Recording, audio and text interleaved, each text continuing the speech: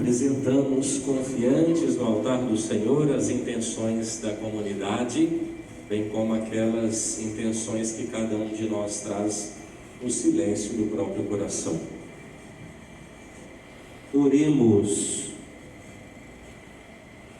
Concedei-nos, Senhor nosso Deus, adorar-vos de todo o coração e amar todas as pessoas com verdadeira caridade, por nosso Senhor Jesus Cristo, vosso Filho, na unidade do Espírito Santo. Amém. Leitura do livro do profeta Jeremias. Nos dias de Josias, rei de Judá, foi-me dirigida a palavra do Senhor, dizendo: Antes de formar-te no ventre materno, eu te conheci. Antes de saíres do seio de tua mãe, eu te consagrei e te fiz profeta das nações. Vamos, põe a roupa e o cinto, levanta-te e comunica-lhes tudo o que eu mandar dizer. Não tenhas medo, senão eu te farei tremer na presença deles. Com efeito, eu te transformarei hoje numa cidade fortificada, numa coluna de ferro, num muro de bronze, contra todo o mundo, frente aos reis de Judá e seus príncipes, aos sacerdotes e ao povo da terra. Eles farão guerra contra ti, mas não prevalecerão, porque estou contigo para defender-te, diz o Senhor. Palavra do Senhor. Graças a Deus.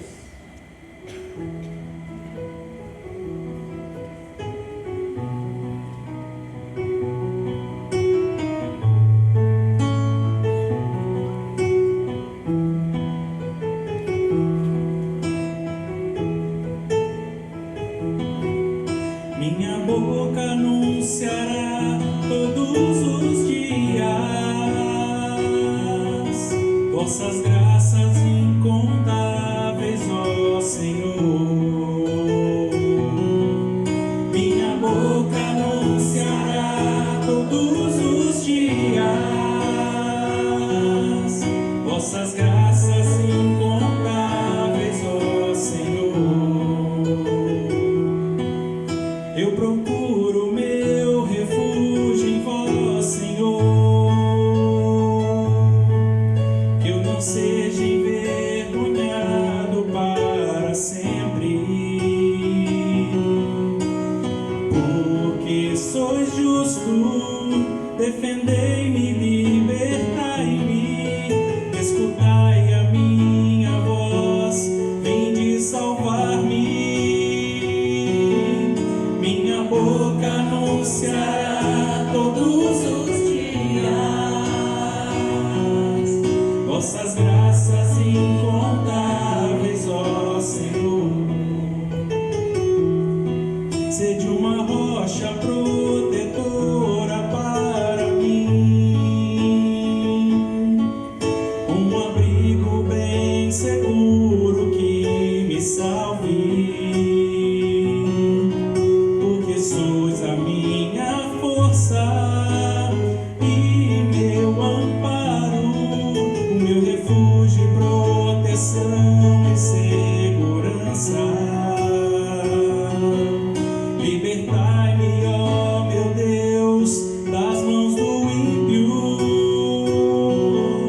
Minha boca anunciará todos os dias vossas graças incontáveis, ó Senhor. Porque sois, ó Senhor Deus, minha esperança. Em vós confio desde a minha juventude.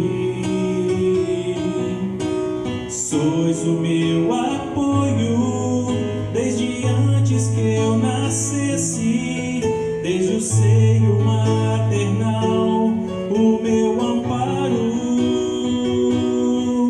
Minha boca anunciará todos os dias vossas graças incontáveis, ó Senhor.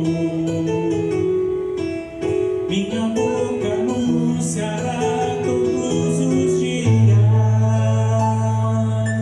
vossa justiça e vossas graças incontáveis.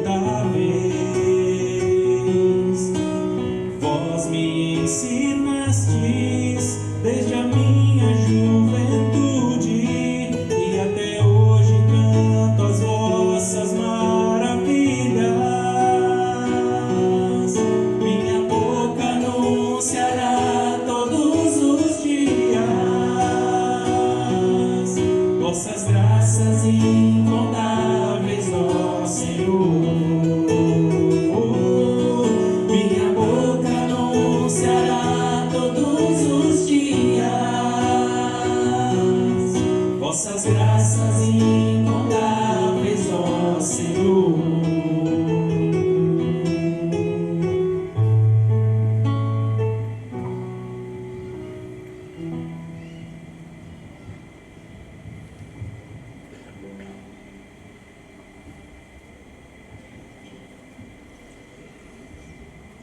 Leitura da primeira carta de São Paulo aos Coríntios. Irmãos, aspirais aos dons mais elevados. Eu vou ainda mostrar-vos um caminho incomparavelmente superior. Se eu falasse todas as línguas, as dos homens e dos anjos, mas não tivesse caridade, eu seria como um bronze que soa ou um símbolo que retine. Se eu tivesse o dom da profecia, se conhecesse todos os mistérios e toda a ciência, se tivesse toda a fé a ponto de transportar montanhas, mas se não tivesse caridade, eu não seria nada. Se eu gastasse todos os meus bens para o sustento dos pobres, se entregasse o meu corpo às chamas, mas não tivesse caridade, isso de nada me serviria. A caridade é paciente, é benigna. Não é invejosa, não é vaidosa, não se soberbece, não faz nada de conveniente, não é interesseira, não se encoleriza, não guarda rancor, não se alegra com a iniquidade, mas se regozija com a verdade. Suporta tudo, crê tudo, espera tudo, desculpa tudo. A caridade não acabará nunca.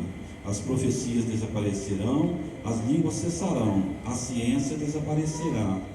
Com efeito, o nosso conhecimento é limitado e a nossa profecia é imperfeita. Mas quando vier o que é perfeito, desaparecerá o que é imperfeito. Quando eu era criança, falava como criança, pensava como criança, raciocinava como criança. Quando me tornei adulto, rejeitei o que era próprio de criança. Agora nós vemos no espelho confusamente, mas então veremos face a face. Agora conheço apenas o modo imperfeito, mas então conhecerei como sou conhecido. Atualmente permanecem essas três coisas: fé, esperança, caridade, mas a maior delas é a caridade. Palavra do Senhor. Graças a Deus. Aleluia, aleluia, aleluia, aleluia.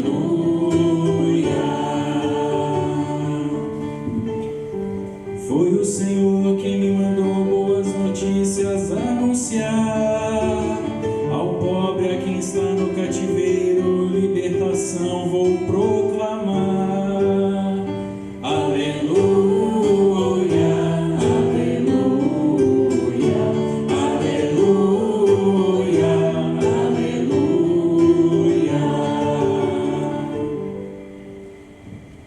O Senhor esteja convosco.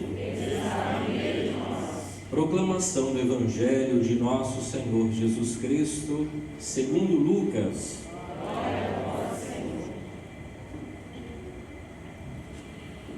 Naquele tempo, estando Jesus na sinagoga, começou a dizer: hoje se cumpriu esta passagem da Escritura que acabastes de ouvir. Todos davam testemunho a seu respeito, admirados com as palavras cheias de encanto que saíam da sua boca, e diziam: não é este o filho de José? Jesus, porém, disse: sem dúvida, vós me repetireis o provérbio: médico, cura-te a ti mesmo. Faze também aqui em tua terra tudo o que ouvimos dizer que fizeste em Cafarnaum. E acrescentou: em verdade eu vos digo que nenhum profeta é bem recebido em sua pátria. De fato, eu vos digo, no tempo do profeta Elias, quando não choveu durante 3 anos e 6 meses, e houve uma grande fome em toda a região, havia muitas viúvas em Israel. No entanto, a nenhuma delas foi enviado Elias, senão a viúva que vivia em Sarepta, na Sidônia. E no tempo do profeta Eliseu, havia muitos leprosos em Israel. Contudo, nenhum deles foi curado, mas sim Naamã, o sírio. Quando ouviram estas palavras de Jesus, todos na sinagoga ficaram furiosos. Levantaram-se e o expulsaram da cidade. Levaram-no até ao alto monte sobre o qual a cidade estava construída, com a intenção de lançá-lo no precipício. Jesus, porém, passando no meio deles, continuou o seu caminho. Palavra da salvação. Glória a vós, Senhor.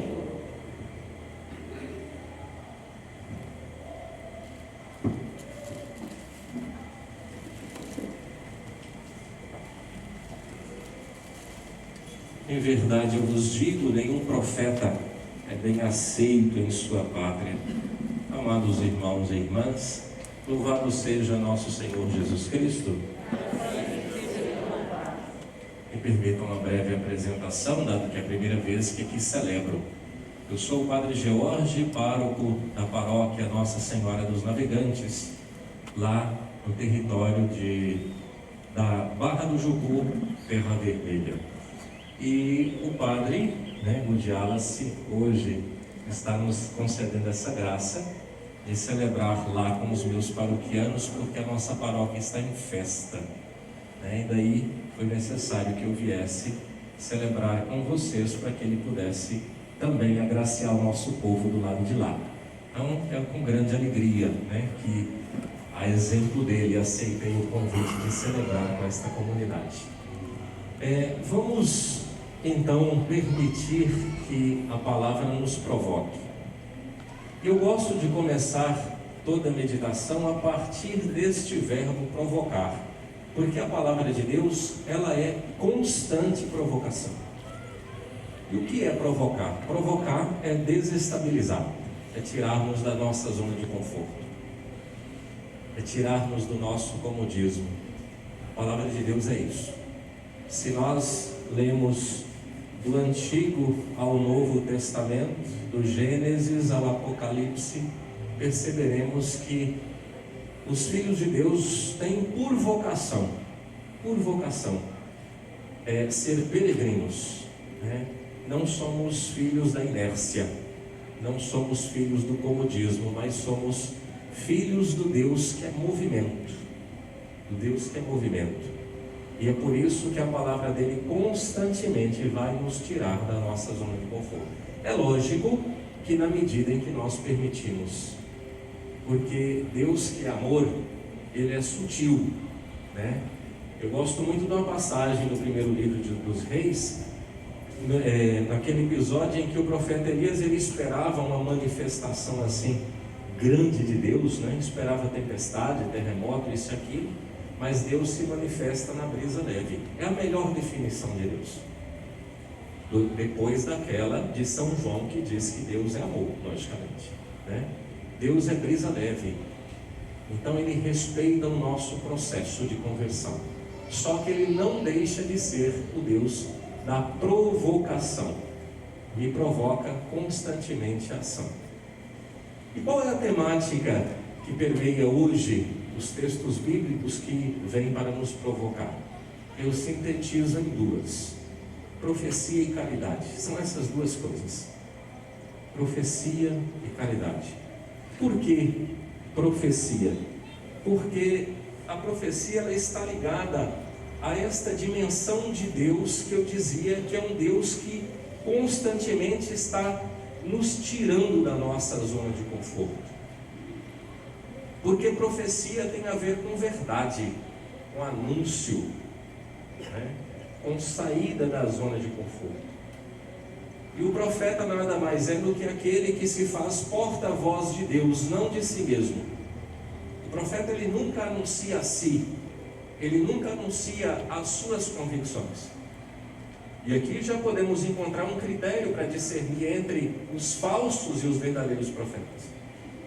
Porque o profeta verdadeiro, ele não anuncia a si mesmo, mas ele se faz porta-voz. E o porta-voz, normalmente, ele não é autor da própria voz, mas ele comunica algo que lhe foi confiado.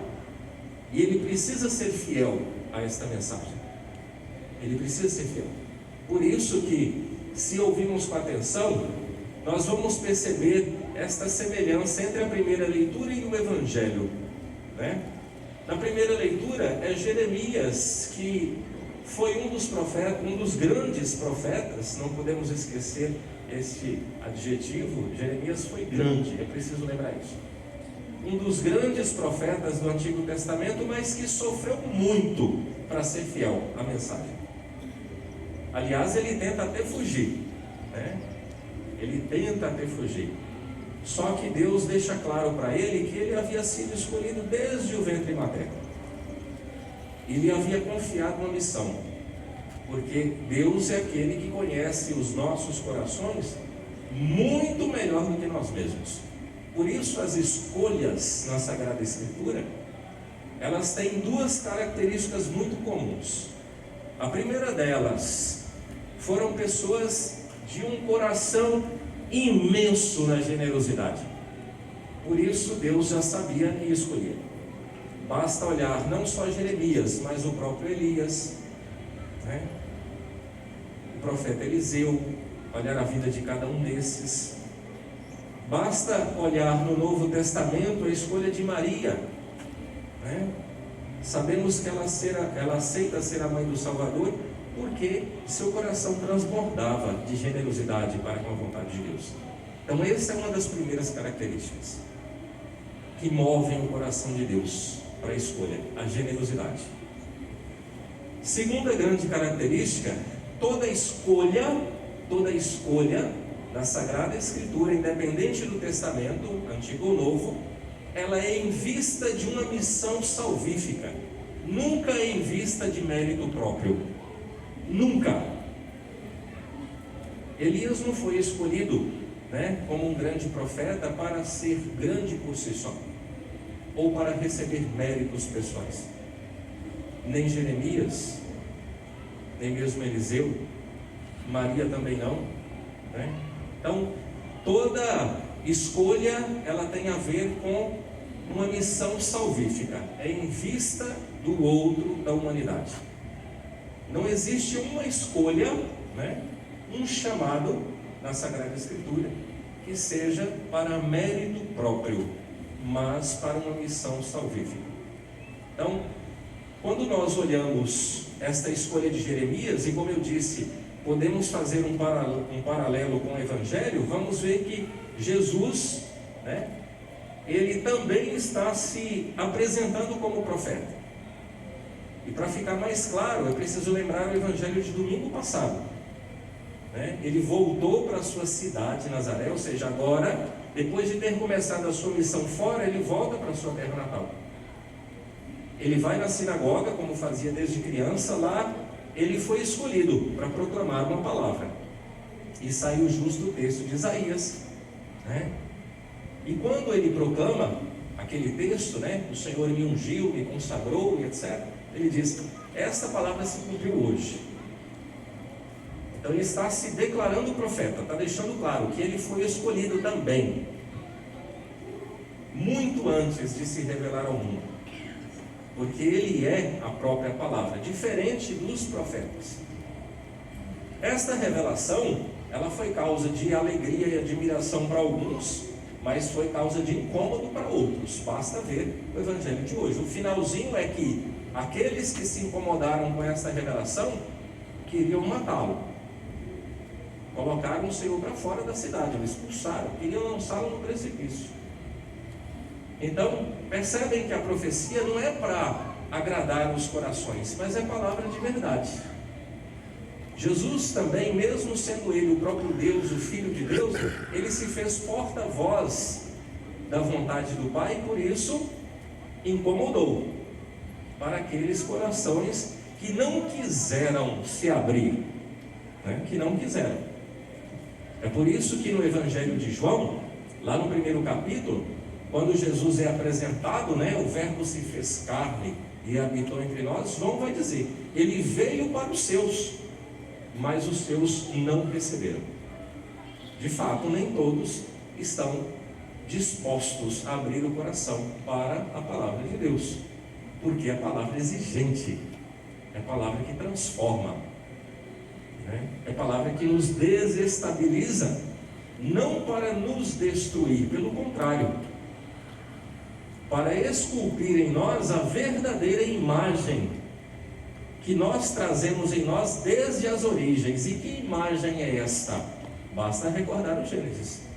Fomos criados à imagem e semelhança do próprio Deus. Mas em decorrência do pecado e do mal, essa imagem, tantas das vezes, é como pedra bruta. Trazemos dentro de nós um diamante, só que marcado, né? Muitas das vezes pelos males que nos assolam. Então, aceitar a profecia, né, tem a ver com permitir ser transformado, ser lapidado, ser desconstruído, para reconstruir-se a partir da verdadeira imagem que nós perdemos com o pecado. Então esse é o problema da profecia. Por isso a vida dos profetas não foram fáceis, né? Mas é preciso lembrar isso. Quando Deus escolhe em vista de uma missão. Aqueles que têm coração generoso Ele chama e os confia a missão salvífica. Foi assim com Jeremias, foi assim com o próprio Jesus. Agora, a liturgia da palavra de hoje não só nos provoca em relação à palavra de Deus, que eu disse que é a palavra que nos desestabiliza, nos tira da zona de conforto para nos transformar, para resgatar em nós a imagem verdadeira que trazemos desde as origens. Mas ela é palavra que, como dizia, que provoca mudança, mas é preciso olhar para si. É preciso olhar para si. E nesse segundo ponto, a grande provocação que eu lanço a todos nós, não só a vocês, mas a mim mesmo, porque até relembro um professor de teologia, que ele dizia assim para a minha turma: olha, lembre-se de que quando você estiver fazendo homilia, os primeiros ouvidos que escutam são os seus. Isso é verdade, né?